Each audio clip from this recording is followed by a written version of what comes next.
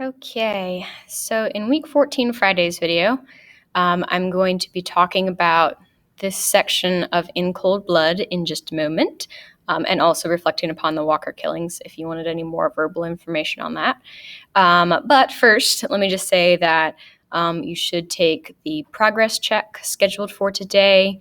It's a little bit on the longer side, even though it's the same number of questions as the last one, just because I think it has one extra passage. Not that the passages are very long, but just be aware, make sure to pace yourself if you've had trouble with timing on any of these progress checks. The other thing that you'll be doing is reading pages 211 through 248 in preparation for Monday's quiz. And just remember, I've got the study guide for part 3, and all the things that are not bolded on the study guide are the things that will show up on this quiz section. Exciting section. Things definitely start to go down, so have fun. But anyways, now I'm going to start talking about the section. If you've already taken the quiz and don't want to hear it, then feel free to check out. Okay, so starting on page 159, Floyd Wells. This is the second time his name has been mentioned in the book, and now we find out why he's so important. He is the only living person who can very consciously connect the Clutter family and Dick Hickok, and obviously by association, Perry Smith. So Floyd Wells is actively in jail at this point. At the time that the Clutter killings happened, he's serving 3 to 5 years in Kansas State Penitentiary because he's a little bit of a thief. So you're noticing that Dick Hickok, Perry Smith, Floyd Wells, they all have crimes related to theft in some way. Perry also broke out of jail, but he did steal a car and stole the supplies at the Chandler Sales Company. And Dick passed bad checks, and Floyd presumably did something thievy as well. So anyways, Floyd Wells. We learn pretty quickly that Floyd Wells, upon hearing the news, immediately knows who murdered the Clutter family. He knew the murdered family. He knew the Clutter family because he used to work there. So I remember Mr. Clutter hired a lot of transient workers. They would work for a season, and then, sometimes they'd move on. So he knew Mr. Clutter through work. And then later on, top of page 161, he met Dick in prison. He was the first fellow that Floyd celled with. So since they shared a cell, they got to talking about their lives and, that sort of thing. Now, a key detail occurs at the bottom of page 161. Mr. Clutter was not a poor man by any means. Mr. Clutter once told me he got rid of $10,000 in 1 week. Cost him $10,000 a week to run his operation. That got Dick thinking, this is a wealthy man who I could steal from. Now, the key part is here. Mr. Clutter did not actually have a safe. But when Dick asked, did Mr. Clutter keep a safe, Floyd, mistakenly, it's probably been a few years since he worked for Mr. Clutter, said, oh yeah, I think he did. He seemed to remember a cabinet or safe or something right behind the desk in the room Mr. Clutter used as an office. This crucial, flawed detail led to the death of the Clutter family and also led to Dick and Perry getting pretty much nothing from the Clutter house in terms of profit because, of course, Mr. Clutter never carried cash. He didn't have a safe. It was completely wrong information. So, bit of a bummer. So then, on page 162, he starts talking about the reasons why he didn't come forward at first, because obviously we know the KBI investigators have been investigating for weeks. They've been trying to figure out, connections to the Clutter family, and obviously they didn't hear from Floyd during this time. So there's 2 reasons why he was a little nervous about saying anything. Though he was tempted by the reward of $1,000, he was afraid of 2 things happening. So number 1, snitches do not do well in prison. if other prisoners in jail heard that he was turning in a, fellow, albeit former prisoner, then his life, quote, wouldn't be worth a dead coyote, I think is how he phrased it. Yeah, there it is. Wouldn't be worth a dead coyote. So he didn't want retaliation from any of the other prisoners if he were to, fess up. The other thing, technically, his information is the reason that this family died. He was worried about being charged as an accessory to the crime. Now, of course, it's most likely that he'd be offered some sort of immunity in exchange for his testimony. But, when you're a prisoner, already in prison, probably not being treated with the utmost kindness and respect, it does sort of make you pause. Like, man, are they going to make me go down for this too? I mean, what I did make this crime possible. So, okay, maybe. So anyways, he waits for a while. He finally confides in another prisoner, and the other prisoner says, hey, you got to do something about this. You can't live with something like that on your mind. So Floyd Wells turns in Dick Hickok, and that, of course, leads them to Perry Smith. Okay, now on 163, we just get a brief section with Dewey and kind of observe him and his wife's reactions to finding out about the identity of the criminals. So they have their height, weight, mugshots, all of their criminal history and everything. That is an exciting moment for Dewey because he finally knows who done it. Now they got to find them. That's another task, but at least they know who they're looking for. That's half of the battle there. So Dewey, ironically, actually had been tracking down all the former employees on the Clutter place and probably would have gotten to Floyd anyways. But hey, a few days less of having to track down hundreds of leads probably is a good thing overall. And it's a good thing for his health, too. He is emaciated. Lovely vocab word there to describe his extreme skinniness. So the last time that we saw Dewey, he'd lost 20 pounds. It's just gotten worse and worse. Probably part of the reason for that is because he's smoking 60 cigarettes a day. Dear God. So poor Alvin Dewey.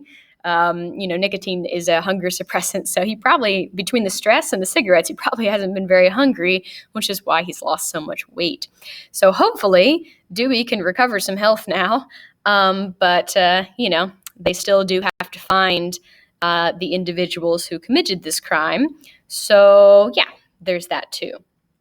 Another complication, of course, is they can't just advertise and, put out their pictures and everything because they don't have a whole lot of physical evidence tying these guys to the crime. So, if they advertise, that could signal to them to go underground or get out of the country again. But B, they really need a confession. That's kind of the challenge. They have to find these guys, get them into an interrogation room, and see if they can force a confession out of them to really make this case rock solid. So anyways, the next section, Dick's parents. These poor, sad people. I don't know how they produced an individual like Richard Eugene Hickok, but poor Walter Hickok, faded, defeated eyes. The man has been through so much grief on account of his son for sure. Now, the interesting thing about this interview, of course, is the things that they don't say. Now, things that they do talk about, so on page 166, Mr. Hickok discusses what he thinks sent Richard in the wrong direction. So he blames the car accident that Dick had. He did get a concussion. There have been traumatic brain injuries that have led to personality change. But we'll learn more about that later. That is brought up again in terms of psychological research. So after his car accident, that's when he started gambling a lot, writing bad checks. So that's when a lot of his life started to kind of go off track. Another thing that they blame, which I find terribly interesting, in the middle of 167, Mr. Hickok says something, oh, I just don't know what happened. His wife says, well, that friend of his, that's what happened. So it's fascinating that, during this whole book, when we see Dick and Perry together, Dick seems to be the dominant one. He seems to be the one making the plans. He seems to be the one calling the shots. But Dick's mother, maybe it's just because it's her little boy and she loves him, Dick's mother blames Perry. Perry is the bad influence. Perry is the one who's leading Dick off the path of righteousness. So there is some debate, who's the influence on who? Who is the one who's reinforcing this bad behavior? Who knows? Anyways, so skipping to the very bottom of page 168. I mentioned something about what they didn't mention. The name Clutter was never mentioned, or the word murder. So the implication of this visit by the KBI agents was that they were looking at Dick for parole violation and financial fraud. Now, would the KBI really be tasked with tracking down someone who's involved in these crimes, which by comparison are pretty trivial? Probably not. But of course, Dick's parents don't know that. They don't know the responsibilities of the KBI. So they think that Dick is being pursued for relatively benign reasons, kind of standard reasons, this kind of stuff that he's done before. Let's see. Trying to think. Oh, yeah. And another instance of blaming Perry. Perry Smith was the one who put him up to writing them checks. Now, based on the conversations that have been portrayed to us in this book, it doesn't seem that that's the case. But hey, whatever you got to do to believe that your little boy has some good inside of him, I suppose. Now they go over the alibi story. Supposedly they were going to Fort Scott to get $1,500 from Perry's sister. And, things obviously didn't pan out since he didn't come back with $1,500. But, that is the alibi that was presented. So the KBI agents know what Dick would say, whenever they do get around to interviewing him. They know what story he's going to tell, so they can go ahead and investigate that. Another interesting thing that they discovered during this interview, there is a 12-gauge shotgun in the house. And Dick bought it at the beginning of November. So, of course, at this point, the detectives have no cause to take the shotgun or test it or anything like that. But man, it's mighty nice to know that it's there, and it definitely solidifies their confidence that Dick is the one that they are looking for. Okay, so that's the outcome of the interview with Dick's parents. Next, we finally get back to our killers. Now, their intention was to try to rob and murder a single passenger. And that's when they meet Mr. Bell. So Mr. Bell often liked to pick up hitchhikers. They were entertainment in his traveling salesman job. So they looked at him like, okay, boys, oh, Lord. So he picks them up. And it seems like Mr. Bell is not for this world. But there is a miraculous coincidence here at the end that saves poor Mr. Bell's life. A miracle, if you will. Mr. Bell decides to pick up another hitchhiker. So even if it was stupid of him to pick up Dick and Perry, it was incredibly good of him to pick up somebody else as well, because that prevented them from carrying out their plan. So, thankfully, Mr. Bell lived, and that takes us to Las Vegas, Nevada, where our KBI agents are trying to track down information about Perry. So they talk to the lady at the hotel room where Perry was staying, where he kept some of his junk. And overall, it doesn't go terribly far. They do find Perry's possessions, so at the bottom of 177, top of 178, they do find that box of Perry's junk and says, "Beware, property of Perry E. Smith, beware." But this is not the valuable box. The one that they really want is currently at the Las Vegas post office general delivery, but of course they don't know that. So this box doesn't help them very much, doesn't seem to have a whole lot of valuable things in it.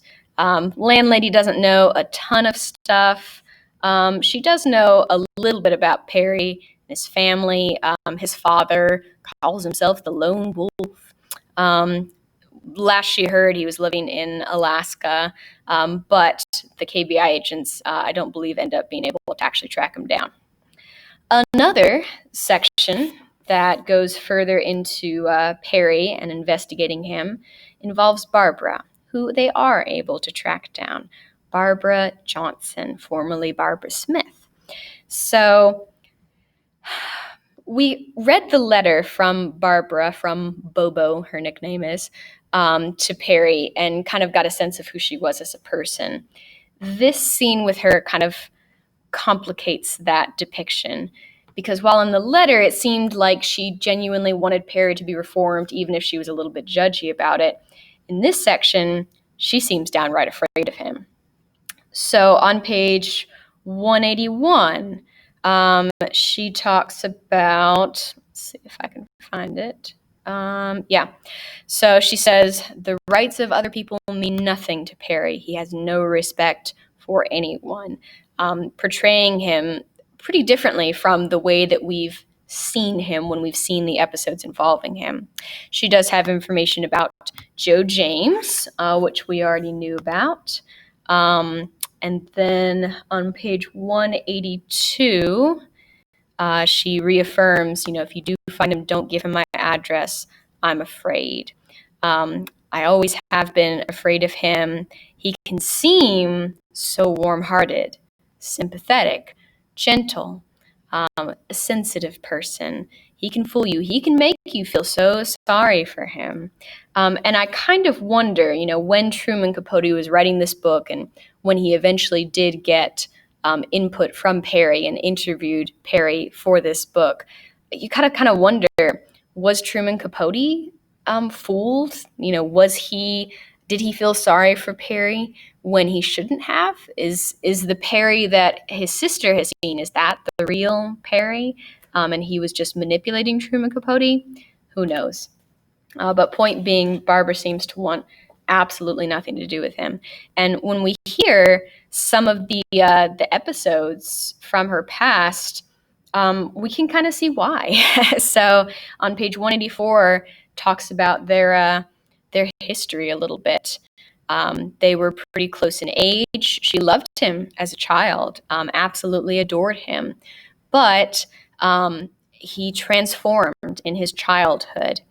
He was first arrested on his 8th birthday. Imagine 8 years old, you already have an arrest record. Now, one thing that she mentioned in her letter to him was, they've discovered that, even from the age of 7, you can have a conscience and make decisions and be held responsible for your actions. And I have to wonder if she chose that age because Perry was arrested when he was 8. Of course, now we know that children's brains develop through adolescence. Your brain is not fully formed until you're in your mid-20s, which is one reason why they raised the drinking age for alcohol from 18 to 21, because if the part of your brain that makes decisions and makes plans and, considers consequences for the future, if that part isn't developed, then should you really be making serious decisions like that? So anyways, point being that Perry was not a fully developed person, but it's definitely a huge red flag to be arrested when you were 8. Then, as an adult, he definitely had some alarming behavior as well, pushing her against a wall, holding her there, talking about a time when he was in Japan and he picked up some guy and threw him in the river. So anyways, Perry gives this impression of being incredibly bitter, of being incredibly angry about his childhood and his life. And he scares his sister, and she doesn't want anything to do with him. So it's also interesting looking at this sister and thinking about, their family. Two siblings committed suicide. Perry, obviously kind of a lifelong criminal, and then little old Barbara Johnson, a little housewife with a family and a fairly normal life. It just is fascinating the way that people with half the same genetic material and a lot of the same upbringing can turn out so radically different. Okay, moving on to the next section after some more family history stuff. Dick and Perry. They've been hitchhiking their way along, and they have a plan in this section. Perry describes it as a crazy man stunt, going back to Kansas City. Dick is pretty convinced at this point that the only way that they are going to make any sort of money to be able to, get by in life is that he could hang a lot of hot paper, which is a slang term for passing bad checks. So the scheme that they did in Kansas City before they went to Mexico, he wants to go back and do it again. And Perry's like, you're crazy. They're totally going to get us there. We have violated our parole. Even if they don't know about the real bad stuff, there's no way that we should do that. Perry also makes a reference to what will happen if they are caught and if that epic crime that he thinks no one knows about is discovered. The death penalty at this time in the state of Kansas is the gallows. So different states, of course, throughout different periods of history have had different punishments. Most states have embraced lethal injection if the death penalty is even allowed in that state. But at this time, lethal injection was not an option. It didn't become an option until the late 1980s, I think. And so death by hanging was how things went down. So Perry's saying, well, if we're unlucky, this will happen. But it seems that he is persuaded by their fantastic luck that they have at the end of this section. They end up hiding out in a barn that has a black and white two-door 1956 Chevrolet with the key in the ignition. Good God. So these guys have incredible luck, until they don't. Now, just a word about the history of the death penalty in the state of Kansas. It has gone through periods where the death penalty was abolished. So starting in the year 1907, the death penalty was illegal. No one got the death penalty. They brought it back in 1935, primarily because of a rash of criminals during the Great Depression, like Bonnie and Clyde and, some of those big names. Then they abolished it again in 1972. So it's unfortunate for Dick and Perry that it was in existence between 1935 and 1972. If they had, lived in an earlier or later generation, then they wouldn't have had to worry about that problem. But Kansas actually did bring back the death penalty in 1994, though they have not executed a criminal since 1965, which is ironically around the time when Dick and Perry went down. So anyways, point being that the death penalty can have a complicated history in states, and just depending on the time period when you commit a crime, that could drastically affect your outcome. Okay, so next section, Alvin Dewey, trying to find the criminals. As I mentioned, Dewey is not advertising any information about their break in the case because, they probably do need a confession. And also, there's a possibility these men are innocent. That possibility is growing slimmer and slimmer by the day, of course. But yeah, they haven't unlocked a lot of courtroom evidence at this point, so they want to keep everything on the down low.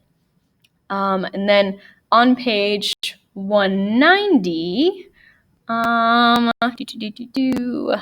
see if I could find the paragraph. Oop, did I go past it? Yeah.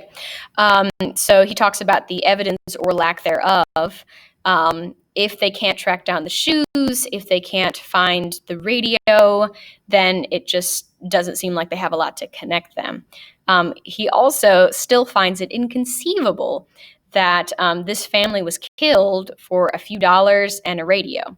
So, since it's unrealistic for them to have committed the crime, he knows they need a confession, because otherwise they just can't go before a jury and say, well, this is our theory, and expect to be believed. Okay, so that's kind of it for that section in terms of important stuff.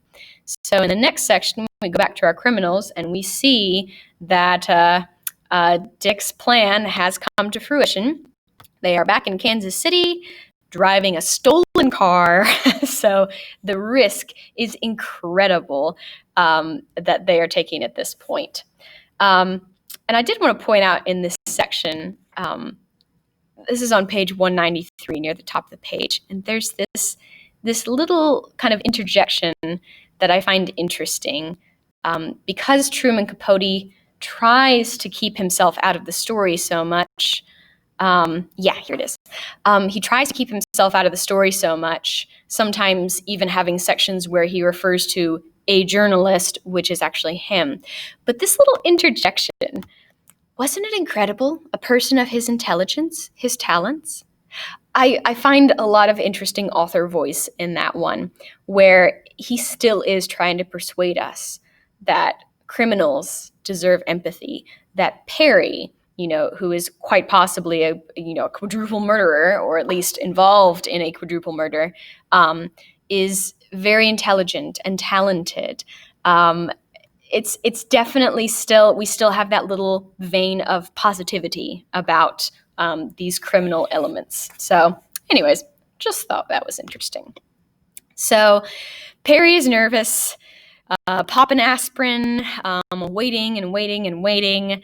But finally, yay, Dick shows up, and he's got a whole bunch of money, and their plan is to go to Florida. They're going to have Christmas in Miami, just like the millionaires. So the good fortune and the luck that these men have had throughout this whole escapade is pretty incredible. Finding a car with the key in the ignition, being able to illegally, of course, get all this money so that they can go have Christmas in Miami.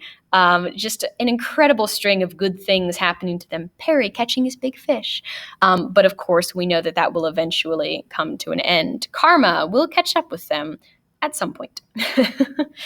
Okay. Next section, back to Dewey. I find it interesting and maybe a tad unrealistic the way that Truman Capote uses dreams in this book. Some of these dreams, I'm sure, may have been real. Truman Capote was very good friends with Alvin Dewey's wife. So, maybe the dream that she had about Bonnie, sure, that might have been true. But if he did kind of manufacture these dreams a little bit, then I think the way that he portrays this one is interesting. And I couldn't find any confirmation on whether Alvin Dewey ever confirmed that he actually had this dream and told Truman Capote about it. But regardless, the dream involving Herb Clutter, the dream involving the criminals, and the way that he, shoots at them, and they're just invincible. Nothing happens to them when he fires his gun at them, seems so symbolic in this particular section, because when he gets the phone call about these men and they're like, oh, well, maybe we can get him, maybe we can catch him, it's as if his dream has foreshadowed that they shall not be caught.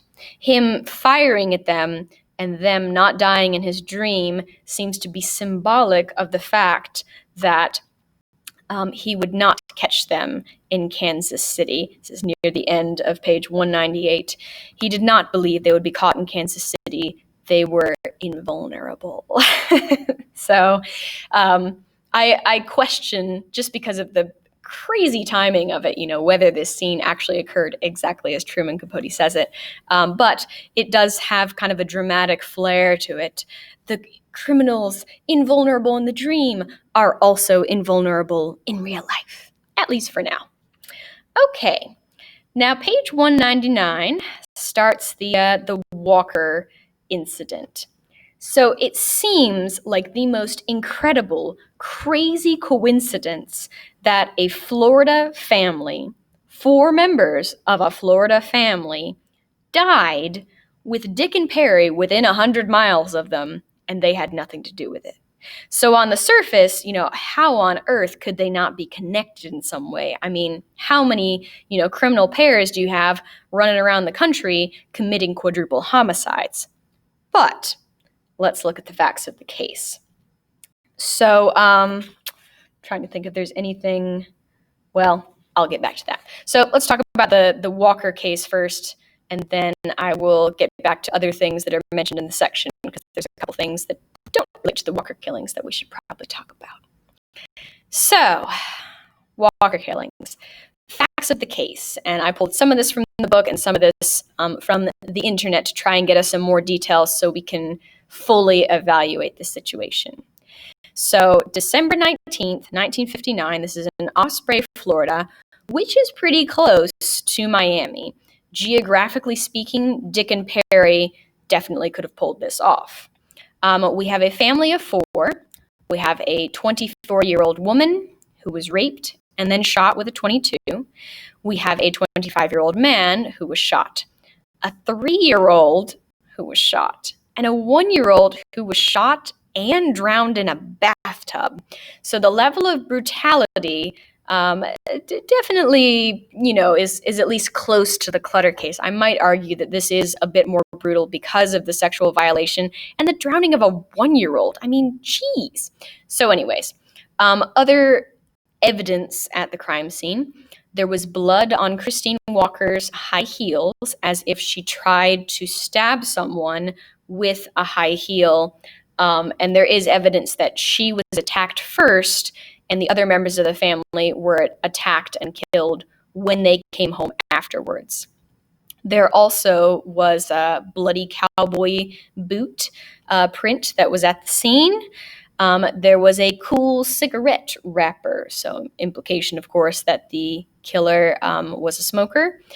There's a fingerprint on the bathtub faucet handle, and there were several kind of trivial items taken from the scene. The couple's marriage certificate, Christine's high school majorette uniform, and Cliff's pocket knife. So just looking at the facts of the case, it starts to get a little more complicated. Family of 4 killed in Kansas, family of 4 killed in Florida, Dick and Perry nearby. That on the surface seems to say, well, of course they were involved. But when you start looking at it, you start being like, well, this isn't terribly consistent with the other crime. You would think that if they were going to kill again, they would do it in a similar way. So in the Clutter case, neither of the women were raped. The rape of Christine Walker definitely adds kind of a suspicious element here. The gun is different. Of course, they did have to leave the shotgun behind, but the gun choice is different. The method of attack is different. So this attack was during the daytime. The Clutters were at night. The Clutters were bound with twine. None of these victims were subdued, in any way, whether it through twine or adhesive tape or anything. The items taken from the scene, granted, the Clutter scene, they definitely took some trivial things. I mean, who breaks into a house and kills a family and takes a radio and some binoculars, right? But their aim definitely was money. So what are the odds that they would choose a second family for some sort of financial gain, and that family also would have nothing, even though they thought they had something? So in the Clutter case, they were misled by Floyd Wells. In this case, what would be the connection there? So in the did they do it analysis, even though they were geographically within range, And there is an opportunity where they could have met up with the Walkers, and maybe just no one knew about it, since Dick and Perry were driving a Chevy Bel Air and the Walkers were thinking of purchasing a Chevy Bel Air. Maybe they met before the crime on this premise. There's a few other facts that don't seem to quite match up. For one thing, they both did pass a polygraph test after their arrest. They were both polygraph tested in 1960, and polygraph cleared them. Now, polygraphs definitely aren't 100% accurate, and that was why, in 2012, the bodies of Dick and Perry were exhumed. Because they wanted to test their DNA against semen that had been found in Christine Walker's underwear. Unfortunately, the DNA testing was inconclusive, so that didn't really help much one way or another. So there are people who adamantly think that Dick and Perry did this and they just never confessed. Personally, I'm a little skeptical. They confessed to the clutter crime. And you would think that if they're facing the death penalty, it wouldn't hurt them much to confess to another crime, get some answers to the authorities in that case. And then also the facts of the case just don't quite match up. So another thing that I think makes this unlikely, the rape of Christine Walker. I want to focus on that for a sec. So looking at this section here, we find out a little something about Dick. Not that he's opposed to sex with mature women. We saw him involved with a couple of women in Mexico. But at the bottom of page 201, he talks about his sexual interest in female children. So pubescent girls seem to be Dick's true type. So the woman in Mexico, the younger woman who was 18 years old, that's probably closer to Dick's type than a 24-year-old mature woman. So in this scene, he has a kind of weird conversation with a girl who is only 12. Thankfully, she senses the stranger danger and takes off. Perry sees this and has some commentary on it. He says he has no respect for people who can't control themselves sexually, and he is especially bothered by pervertiness, bothering kids, queer stuff, rape. Keep in mind, we have the theory that Perry may have been raped during his time in the military. So the odds of Dick and Perry killing the Walker family and Perry letting Dick rape Christine Walker, for one thing, she's not really Dick's type. For another thing, we just can't imagine him condoning rape. Even though Dick is the dominant one of the pair, it does seem like Perry would reject him doing that. Another comment that supports that, they almost had a fist fight when quite recently he had prevented Dick from raping a terrified young girl. Now, the only potentially terrified young girl that we know that Dick has been around recently is Nancy Clutter, who was only 16. So if Perry had the strength of will to stand up to Dick and say, absolutely not, you are not raping this girl, I will fight you over it, then the odds that he would acquiesce to Dick doing the same thing in the Clutter case, very, very slim, I would say. So anyways, that's kind of what I wanted to talk about in that scene. Those are the important bits. Okay, carrying on, almost done. The next scene, we get some kind of commentary, some bittersweet memories from Bobby and Susan, and how they're coping. So at first they kind of bond because of their shared loss. Eventually, they don't associate as much because, of course, the other person reminds them of Nancy, who they loved so much. So yeah, anyways, Just some memories there, some memories of Nancy and her life and what things are like now and everything. But yeah, nothing especially momentous, just some character development. Same thing with the next little scene, just a little bit at Susan's house. They're reflecting on Nancy, reflecting on their times riding on good old Babe the horse. Just some things to make us feel sad and a little bit, sympathetic towards poor Nancy and the Clutters who have died so horrifically. So, last scene in this section, we have some hitchhikers.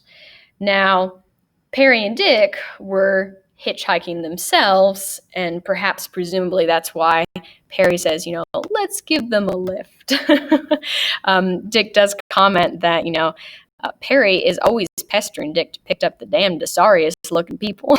So Perry seems to have some empathy in him, even if at times he can display complete cruelty, as his sister implied to us.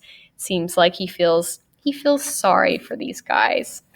So it turns out to be kind of a profitable enterprise because on page 209, sorry, I've been bad about pages this time, but on page 209, they come up with a refund money scheme, one of their few money schemes that's totally 100% legal. So the boy and the grandfather end up being a good thing, Bill and his grandpa. So on page 211, when we see them, having a nice meal, and they end up getting $12.60, which was a decent amount of money back then. We have a nice use of one of the words from Perry's collection of words, thanatoid, death-like. Good vocab word in there. But it does seem like at this point, they're kind of meandering. Dick and Perry don't seem to have much of a destination. They don't seem to really know what they're doing. So anyways, just as this section starts to feel very meandery, the beginning of the next section will create some dramatic developments. So 211 to 248, read carefully, lots of details, and lots of action. So I hope you will find it perhaps more entertaining than the beginning of the third section, which does get a little bit wandery and sometimes a bit repetitive. So anyways, that's it for 159 to 211. So if you haven't taken the quiz yet, then take it now while it's all fresh on your mind, and make sure to continue reading pages 211 through 248 in preparation for the quiz on Monday. And that's all.